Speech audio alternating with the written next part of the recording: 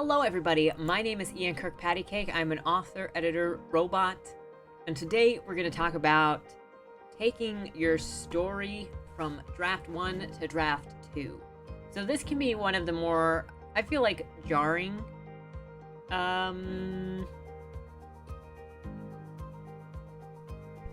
edits. One of the most jarring edits, because there's a major shift involved in going from 1 to 2.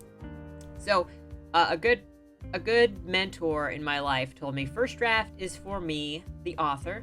Second draft is for you, the reader. And so when you're writing your first draft, you should always think about how it is for you to really find out where your story goes and who your characters are. Because this is the first time that you might have heard their voices in your head. You might have seen some really big moments in your head. You might have seen some really climactic moments in your head.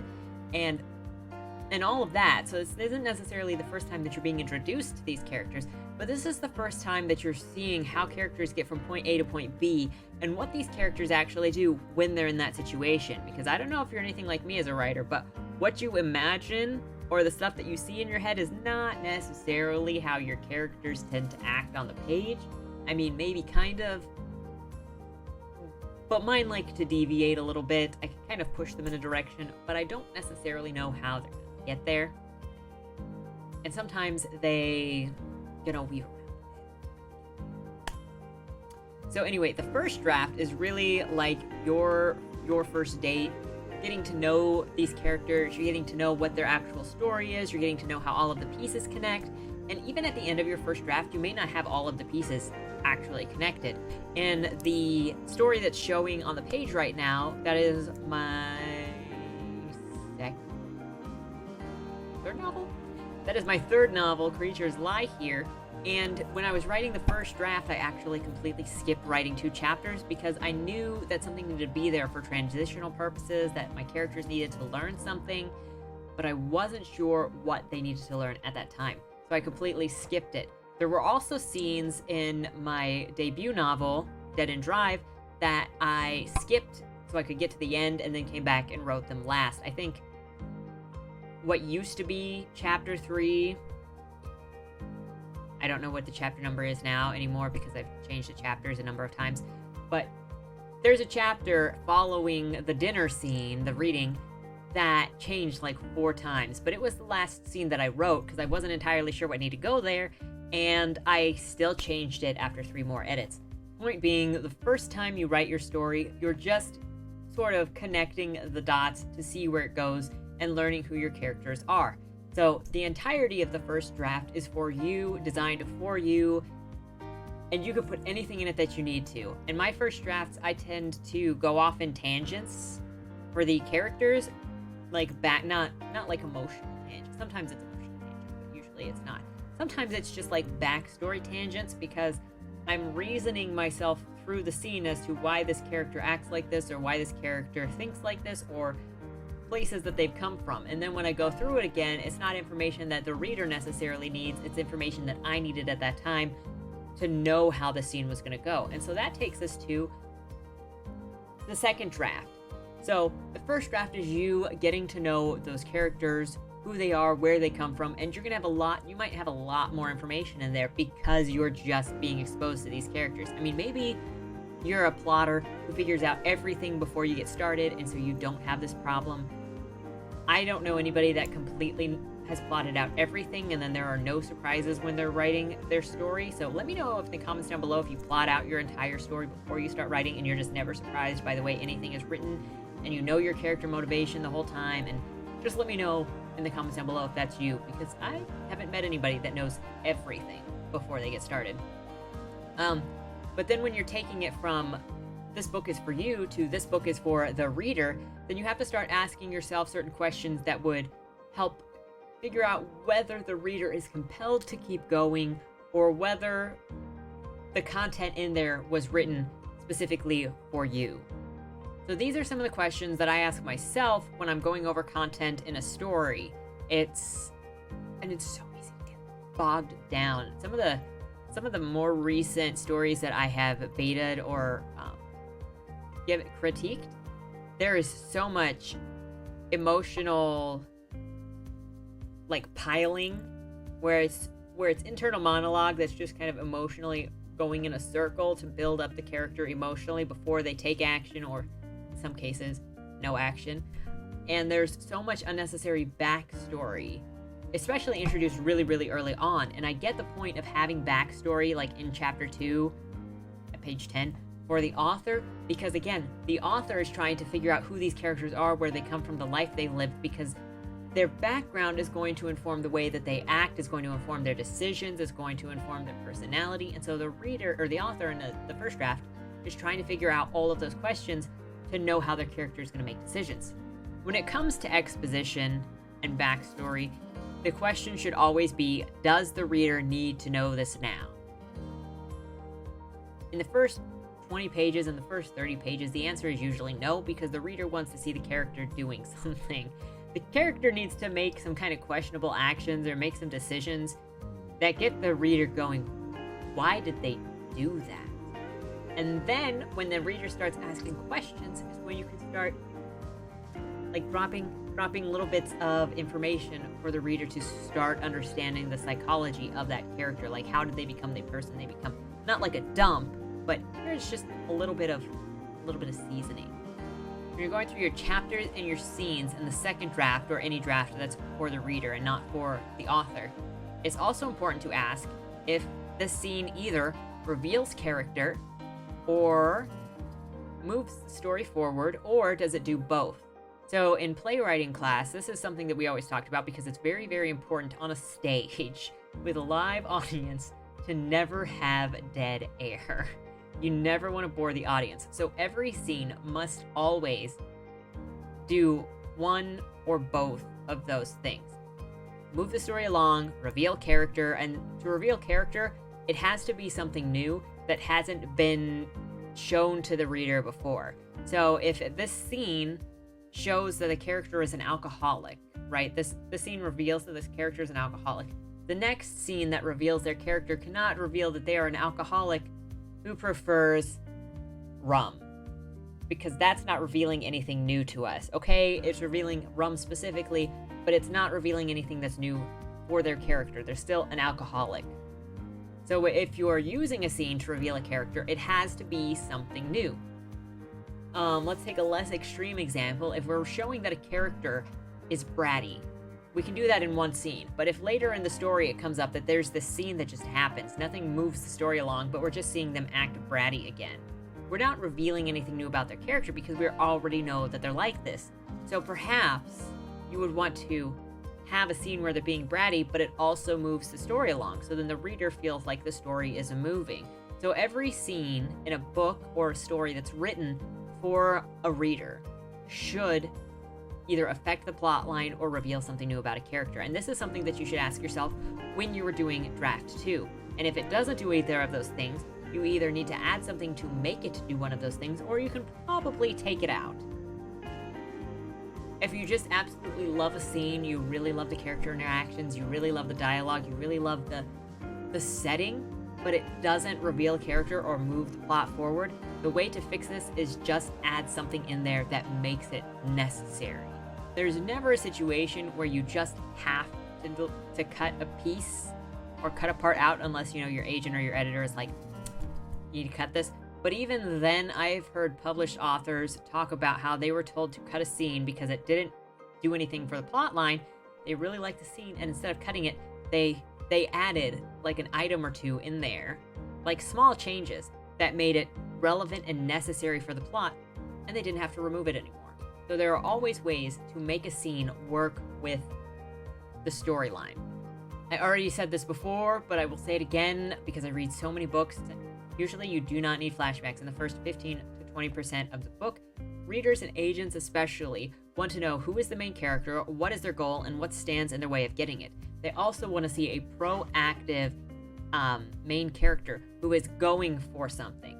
So there shouldn't be a whole lot of flashback or backstory or exposition in the beginning of the story because the character should be desperately moving forward in order to get a goal. Now this is in the second draft and onward when you're writing for the reader and not writing for you anymore. Again, if you're writing for yourself and you're trying to figure out the character, just don't overthink what you're doing. You're learning the character. You can write whatever you need to in the first draft. The first draft is not the final draft.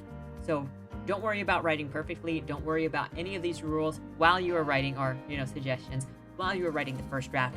First draft is for you. It's everything that you need. It can be your Bible of your character, whatever.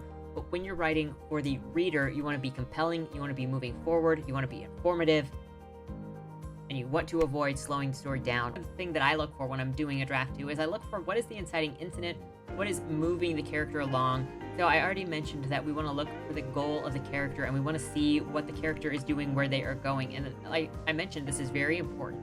And this is usually what agents are looking for in the first, 10, 15, 30 pages, whatever, when they ask for a sample of your writing. They want to see if the character is driven. They want to see if in the first couple of pages you can tell that the story has a direction.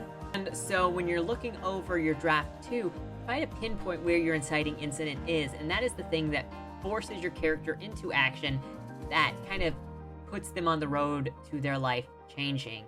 In a movie and a play, it usually takes place in the first 5-10 minutes. I'm thinking about, I did a breakdown a while ago of The Watch with Ben Stiller and Vince Vaughn, because I'm writing an inspired story.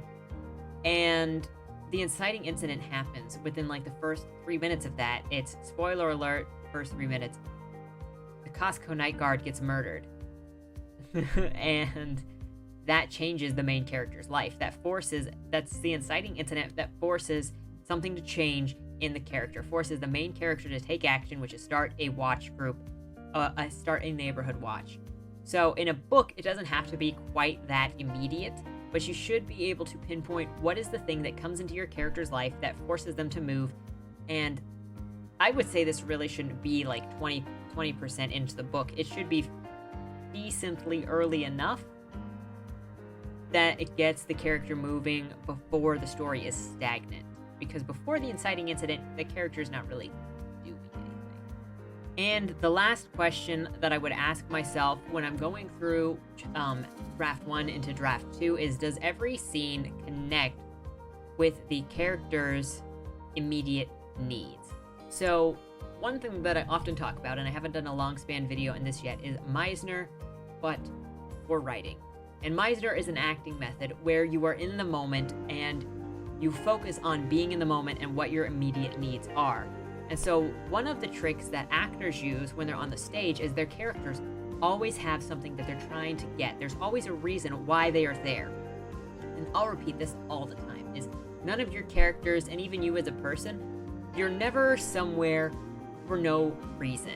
Okay, even if you're bored and you go wandering through a mall or through a forest or whatever, you're there because you're bored. You're there because you're looking for something to do.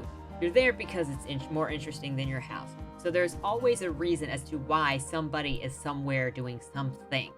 And so when you're going through your scenes, really help with the tension and with the direction of the story if you know why each character is in that scene and what they're seeking to accomplish. If any of your characters in the scene are idle, ask yourself if they have a reason to be in that scene, and can you give them a reason to be in that scene, or what would happen if you took them out of that scene?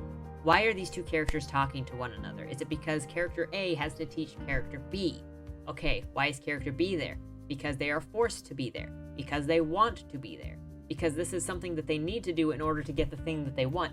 Figure out what these people want and how they either benefit or get in each other's way of getting the thing that they want. Because the two people in the scene, or more than two people, could have desires or goals that block each other. And if you can figure out what each character wants in the scene, that should help with figuring out how to move the story forward in every scene. Okay, so now we're getting out of the questions and more into what a second draft is for me. And by second draft, I kind of just mean anything after the discovery draft. A second draft for me, or a second revision for me, is also time where I start pulling out the personality of the characters more, or finding out the scenery more. So in the first draft, it might be more muted because I was still getting to know the characters. Maybe I didn't type their voices as loudly as I heard them in my head, because first draft, you're trying not to think about it too much. Or maybe after putting it away for a couple of weeks or a couple of months, I was starting to hear their voices more, and they either got cockier or they got more arrogant or they got a bigger anger. And so then as I'm going through, I don't have to think so much about the direction of the story. I can stop, slow down, and pull out the character personalities, which may or may not change the scene. Say if this character is more cocky than he was the first time around, then it might get on some people's nerves. If this character has a more of an anger, an explosive anger than I expressed the first time through, then she might yell at some people that she didn't yell at before, and that's going to change the scene. So going through draft 2 is the time to start turning up the volume, turning up the characters, and making their voices heard better, because you're not so much worried about. So here is my suggestion for you, whether you've written an outline or not. Things to look at when you're struggling between draft 1 and draft 2. Take all of your chapters and write down the big things that happen, but in bullet form. So it's like chapter 1, Jesse meets James. Chapter 2, Jesse and James rob a bank. Chapter 3, Jesse and James get on a train. Chapter 4, Jesse and James get arrested. So in as few words as possible, write down the big things that happen for the entire book, all of the chapters. And this way, you can look at them in a line, in a list, and see if they make sense. Look at the ordering. Look if one scene connects logically to the next scene. And if they learn something in that scene, that should show up in your text. If they didn't actually learn anything or do anything in that scene, then you're going to know if that chapter adds anything to the story, or if you have to add something to that chapter in order to make it add to the story. All of your chapters should logically connect to the story. And this also goes back to what I was saying with Creatures Lie here, is I skipped 2 chapters or 3 chapters when I was first writing it, and once I got to the end, there were things that I started to realize that I needed to write earlier on in order to prep for it later, and I was able to fill out those chapters. So in technically my draft 2, I added 2 or 3 new chapters that helped to connect to the story. And finally, this is a question that I kind of asked before that goes with one of the previous ones, is do your side characters have a reason to be in the scenes that they are in? Again, you're going to want to look at what their goals are, what their reasons are for being there. Is this character there because her friend is there? Is this character there because he wants to hit on somebody? Because we should start seeing signs of what these people want, what they're there for throughout the scene. It doesn't have to be a heavy thing, but if you've got, say, a scene that has 5 teenagers in it, and one of the teenagers is only there because, well, his friend is there, but he really wants to get with that chick over there, we should see him dropping some hints at some point, even if he is ignored completely by everybody else in the scene. He should be trying to figure out ways of, how can I convince her to go home with me? And he should be thinking in the back of his mind, so this is the Meisner part, I need her, my goal is to get her to come home with me, and if I don't succeed at that, I suffer by being alone and rejected by the girl that I have a crush on. So when we're talking about goals and stakes, it doesn't have to be the world is going to end. It can just be, I'm going to be lonely. My ego is going to hurt because I'm in love with that girl. Even if it's irrational, it should be logical to the character. I guess unless the character is illogical. And an example of that might be, this character is afraid of monsters under the bed, and for some reason that we could go into their psychology and figure out, they think that if they pour milk all over the floor, the monsters cannot touch the floor. So they grab the milk from the fridge and they dump it all over the floor. Now, if we didn't have the idea that their goal was to keep monsters away, and their thought, somehow, they learned that monsters are afraid of milk, then we wouldn't be at the point where they're pouring milk on the floor. So with all of that said, these are my 3 tips to help look at the draft, look at your first draft a little bit more clearly, I guess, before you start writing it, just in case you're having difficulty approaching it after finishing it. Number 1 is set the book aside for at least a week, maybe longer, so that your brain can detach from it and you can get some fresh eyes. What I'm doing this year is I'm finishing a draft and then I'm setting it aside and then I'm working on a completely different book for a while. So back in, I think it was January, I finished Dust and Demons, working title, and I haven't been back to it yet. I worked on Better Than Zero, which is a stage play, and then I've been working on Cain and Abel since then. And so after I finish the first draft of Cain and Abel, I'm going to move on to another story, and after that other story, I'm going to go back around and work on the second draft of Dust and Demons. And having those projects, that makes it 3 projects in between, unless I skip the next project, gives me time away from that story so that I can sort of see it with fresh eyes when I come back to it. My second tip, suggestion, whatever you want to call it, is don't freak out. Draft 2 is not the final draft, so it doesn't have to be perfect. You don't have to be a lyrical prose genius when you're writing Draft 2. Draft 2 is helping you connect the dots. I have an editing book over there somewhere that actually breaks down editing, or maybe it's in my notes, breaks down editing into 5 different rounds. I think that was from a writer that does like 50 books. Has like 50 books on the market. So she has it down to a science where she does 5. And so first draft is figuring it out. Second draft is like turning up the mood music. Third draft is fixing the descriptions. Fourth draft is something. And then fifth draft is like copy edits. So just know, don't freak out. When you're working on draft 2, it's not the final draft, and no version of what you're writing has to be shown to anybody until you are ready to show it. So let your freak or bad flag fly, so that you can get through the moments you need to get through to learn what you're doing. This final tip goes kind of with writing down the plot points or the chapter points of your story, which is identify important elements that you might want to use earlier or plant in the story. Find out what is important to the plot, find out where your story is going, and then start planning for how you can put that in there, how you can push your characters in the directions they need to go.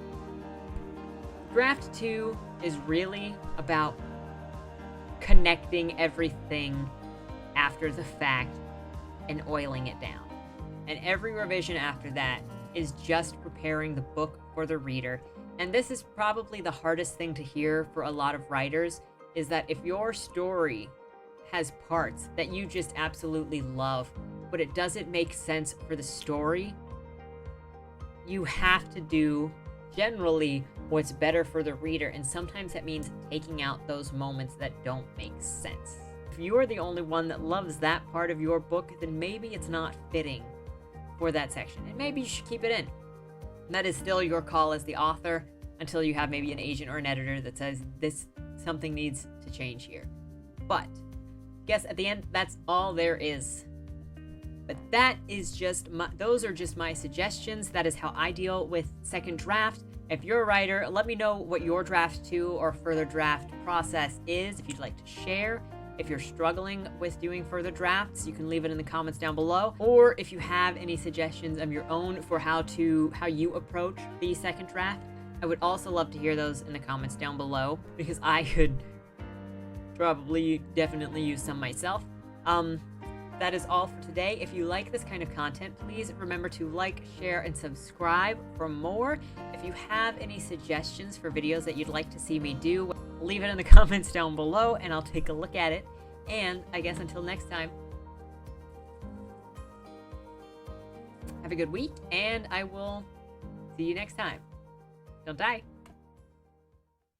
Dear Madam Astra, that's me. We regret to inform you that on August 1st, your employer, Agatha Jane Benedict, owner of the Benedict estate, peacefully passed away in her sleep. Oh, that's so sad. Wait. Let me try that again. Oh my goodness. That's so sad. Yeah, I think I'm ready. With millions of dollars on the line and the opportunity for your every need to be taken care of for life, tell me, is there anything more valuable than that? I didn't think so. Dead End Drive is a dark comedy novel that makes 3 promises. 1, an illustrious estate in Louisiana. 2, an opulent dinner affair for all in attendance. And 3, and most importantly of all, lots and lots of competitive murder. So if you're looking for a cozy book to settle in with for the spooky season, I've only got one question for you. Will I see you at the will reading?